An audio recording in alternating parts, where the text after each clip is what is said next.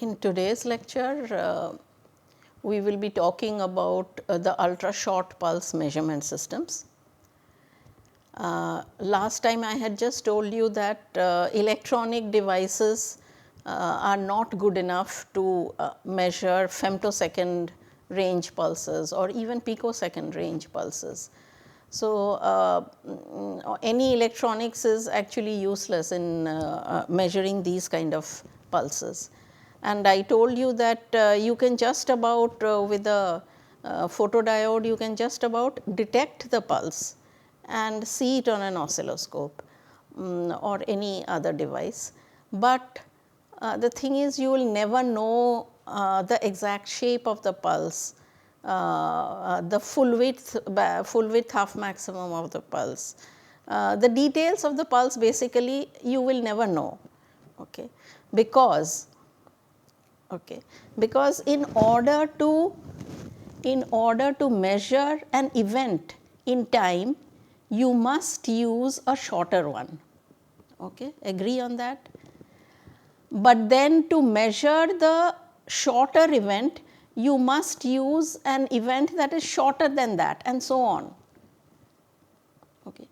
So, now I already have a very short pulse, which is a femtosecond pulse. So, now how do you measure the shortest event ever created? Now, the shortest event is this femtosecond pulse. You have to find something shorter than that in order to be able to measure it. Okay. But then again you need to measure that shortest pulse itself. So, that was a dilemma for a long time, and the device used was an autocorrelation technique, which maps this pulse, the femtosecond pulse or any ultra short pulse, with itself. So, you have to devise a method where the total pulse is being measured by itself, okay, and it is done in an autocorrelator. So, let me describe what is an autocorrelator and what is the autocorrelation technique. Why do we need an autocorrelator at all? Okay. So, first I will describe the instrument or the optical system that is used to measure such a pulse. So, this technique is called the autocorrelation technique, or to be exact, the intensity autocorrelation technique. Okay. So, here I have a pulse, the pulse which is to be measured. Okay. This whole thing in the gray box is an autocorrelator, it is called an autocorrelator. So, this pulse is to be measured, and then it falls on a beam splitter. Basically, I split this beam into two parts, one taking this path and one which is just going through the beam splitter itself. Okay. Say half of this beam is going through and half of it is going here. So, it is a 50% say beam splitter. So, half the amplitude of that beam is coming here and half is travelling a slightly longer path. Okay. And then finally, this beam falls on a mirror here and comes onto this lens, and this beam, the second beam, also follows its path and comes onto this length. So, you would have you can imagine that this pulse or beam, this beam actually say consists of a repetition rate, a whole range train of pulses, like we had seen coming out of an oscillator and a femtosecond range oscillator. So, it is almost like a CW beam, but okay, it is composed of so many small pulses. So, there was a repetition rate in the range of megahertz. So, since it is in a megahertz, you will just see a continuous beam. With your naked eye, you will not be able to know. Okay. So, now I have two beams, one here and one here, just at the edge of this lens, and you can appreciate now that this pulse has been delayed with respect to this pulse. Okay. So, how do I put it mathematically? This is one pulse which is a delayed pulse, which is now I do not talk about the intensity, though it is a pulse. I am talking about the electric field, which is that laser beam, part of the laser beam. E t minus tau.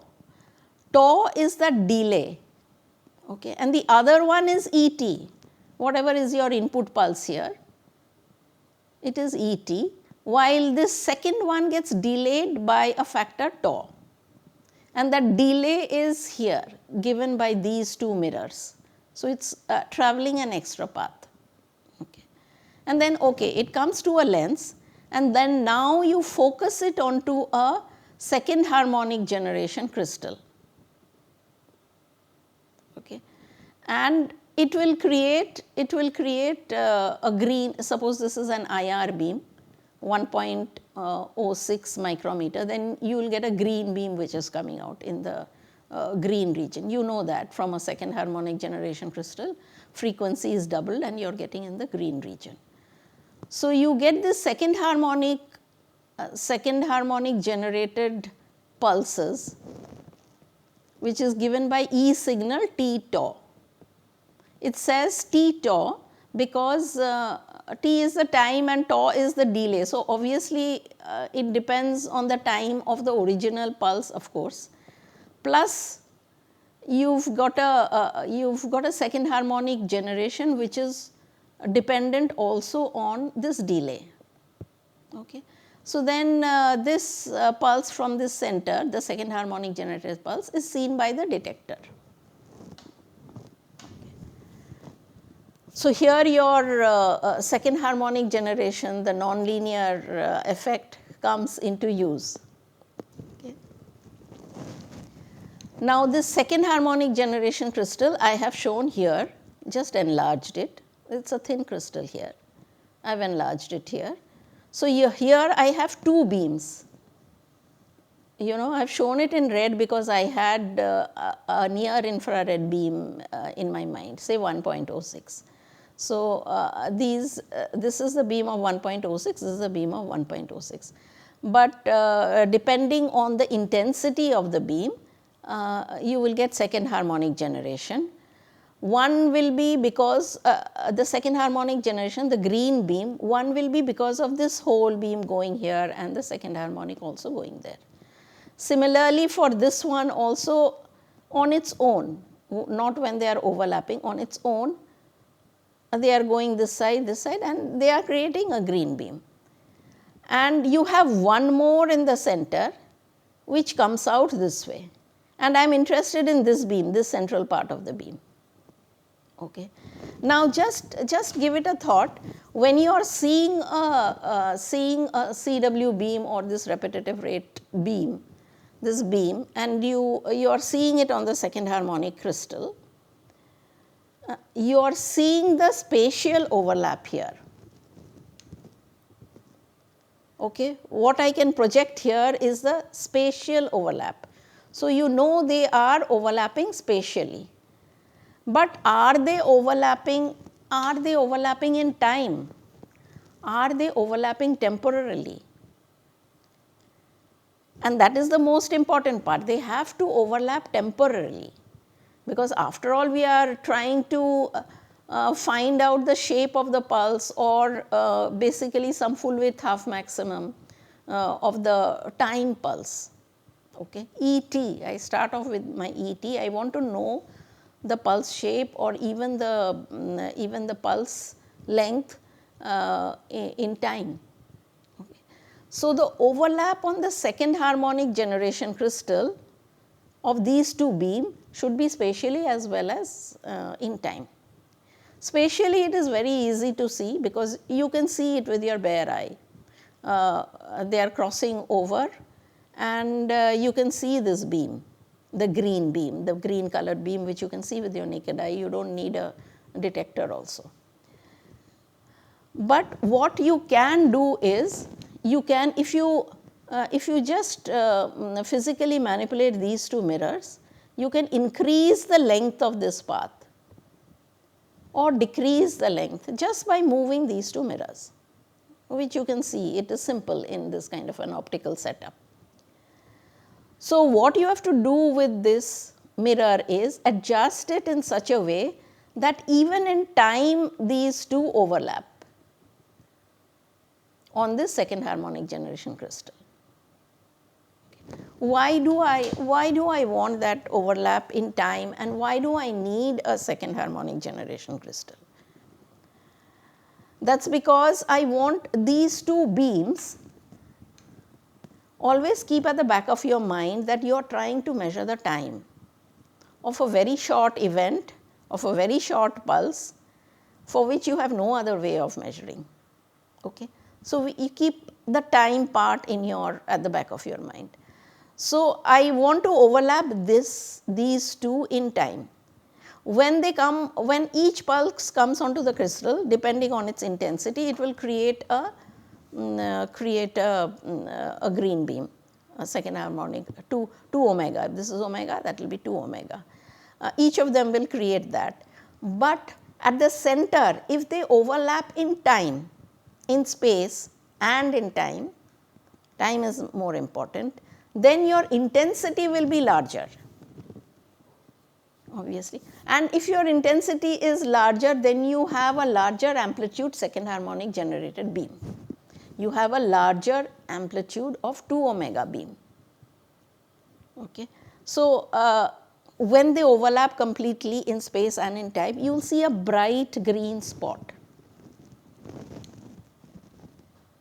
which is at the center, and that will be emitting its rays in the green light will be emitting its rays like this, while the other two are also there, and they are diverging out. So, you place your detector such that these two do not fall, they are missing out the detector, only the central one is coming onto the detector. Now, you have to make all the measurements with this central pulse. What kind of measurements do you make? Okay. So, in this red here I have shown you, they are meeting physically, spatially. If you were to see the cross section of the two beams, this is what it would be. It is partially overlapping each other. But what is happening in the time domain? Here in the blue I show in the time domain. Okay. So, this is one pulse and this is the other pulse. Okay. So, maybe this pulse is ET, and this second one is the probe pulse, which is ET minus tau. Okay. They both have the same shape because they are created from the same original pulse. They both have the same time shape, but you do not know what is the time shape of this, you do not know what is the time shape of this. Okay. So, now when they overlap, see at this point the blue is a bit dark. So, here when they overlap in time, they are already overlapped in space. So, you have a larger intensity, you will get a deeper green light 2 omega beam that is coming out, and you can measure that intensity or intensity on this detector. Basically, you are measuring the intensity, though I have called each of them in terms of the electric field E. ET stands for that. So, if you take the square of this, you are going to get the intensity. So, your detector obviously measures the intensity. Okay. So, I have this. Then next what I do is I overlap it a little bit more. Okay. And I can do that by adjusting these two. I overlap it a little bit more. So, you have a control of the delay time. You have a control of the tau that is there. You do not know anything about that small t, but you do know something about that tau. By changing that distance, you know how much delay you have given in time. Okay. So, you keep on moving it slowly closer to each other, you increase the overlap, and each time you increase the overlap little bit more, you detect on the detector. Again you increase the overlap until you know the whole thing is in time they are overlapping completely. Okay. Once they overlap in time completely, and in space also they are overlapping completely, because you want the maximum intensity. Okay. So, and for each of those points you record the intensity on this detector, and you will get small points. You detect it for one overlap, for the next overlap, next overlap, next overlap. You detect all these points at different overlap times. This is overlap. Okay. And this of course is the intensity. So, this is what you take.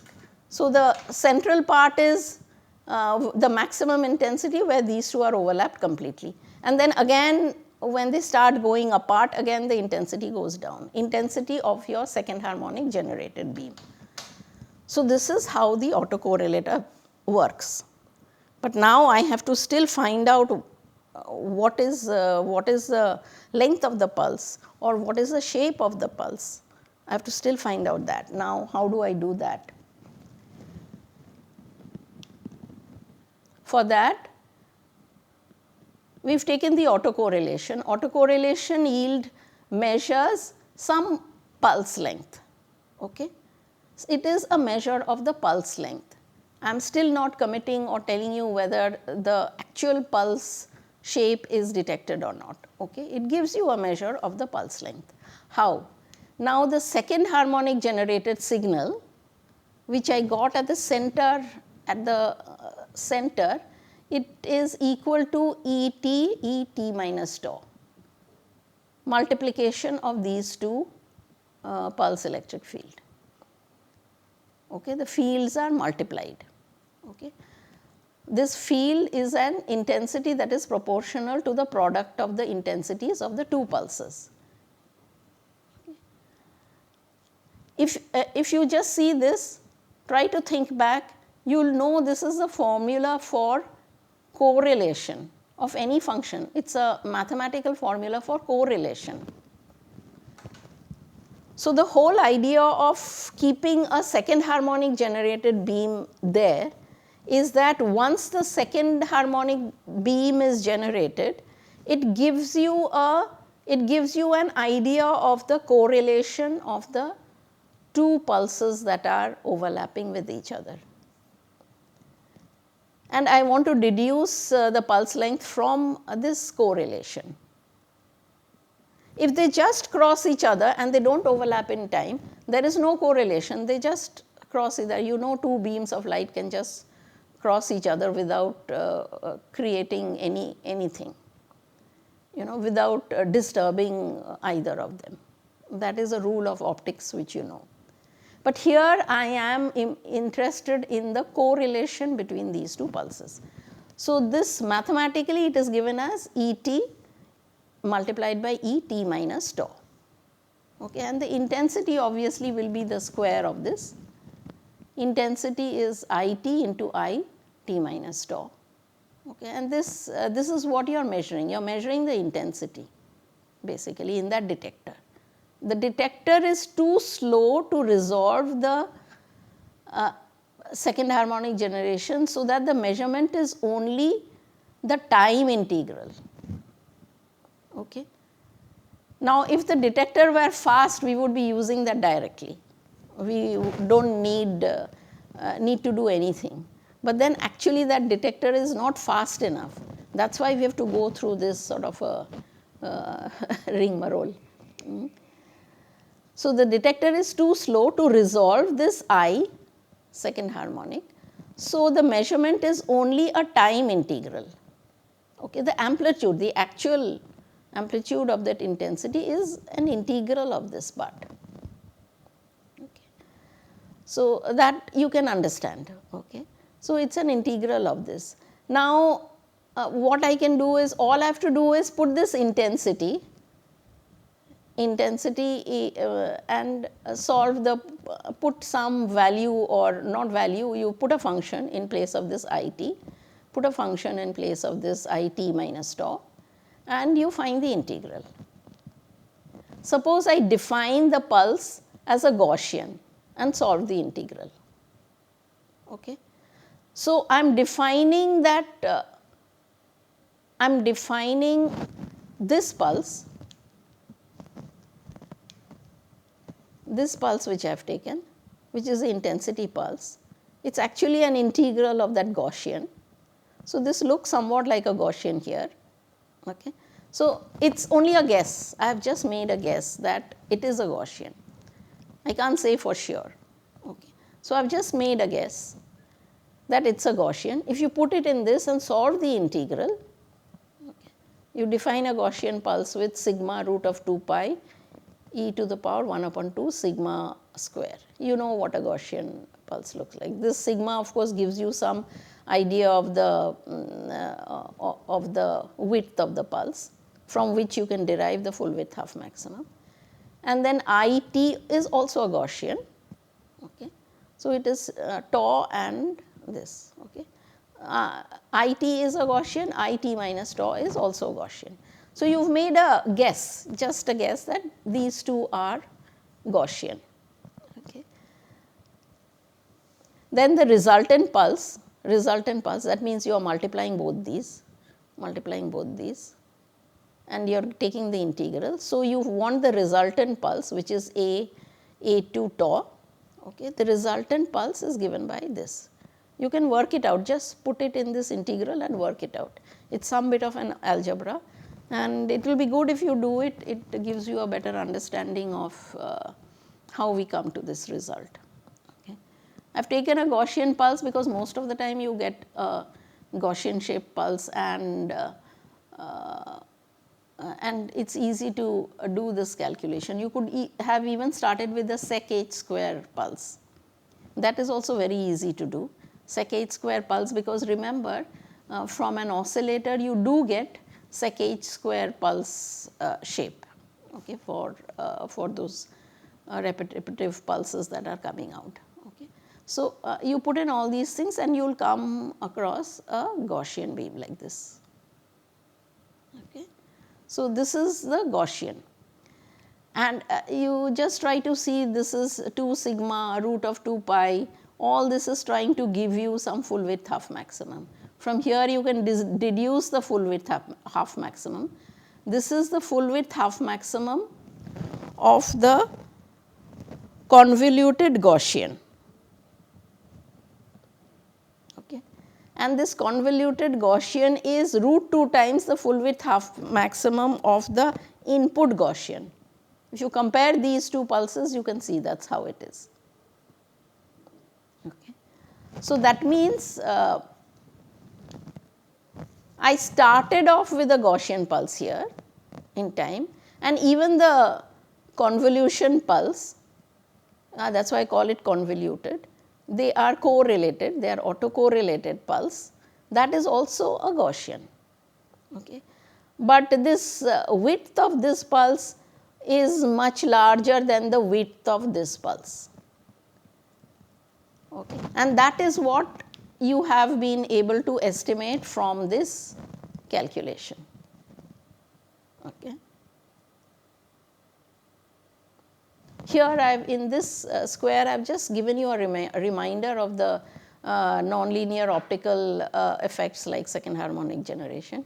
You remember the polarization was had a linear part and a nonlinear part, and the second harmonic is because of chi2 effect, and the intensity is given by this formula. Okay. The intensity of the second harmonic I2 omega will be square of intensity of omega, square of that. You remember the second harmonic goes up if the intensity is square. Okay. And here you remember this pulse also, it had a sync pulse which grows tall right at the center. Just recollect a few lectures where I was talking about the nonlinear optics and second harmonic generation. This is just to remind you of that. And these two I am just showing you the 3 pulses. This is for one of the input beams, this is for the other input beam, and this is for the central one.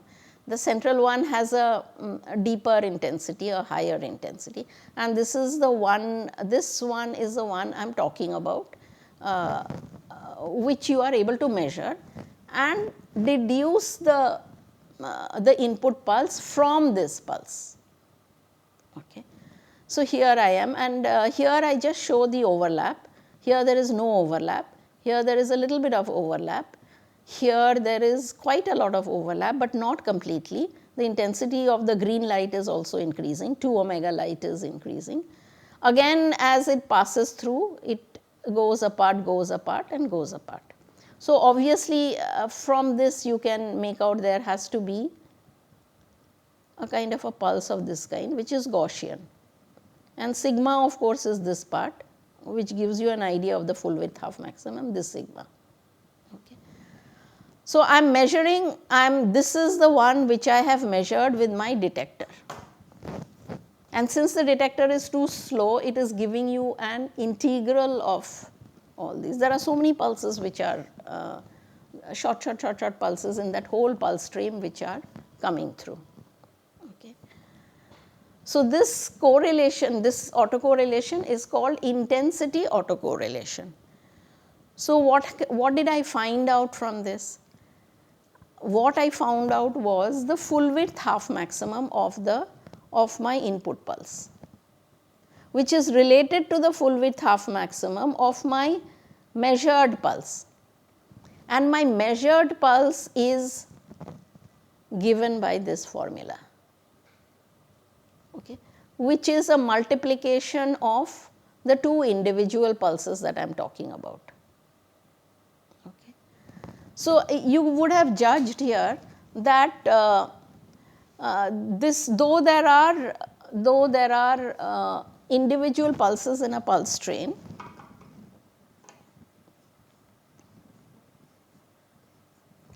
I want to know the individual pulse length, but then I have this whole pulse train, and this pulse train is continuously falling on my second harmonic crystal. So, the detector that is detecting the 2 omega light is an integration of all this. It is not for the individual, but this is the way we extract the information about that individual pulse. Okay.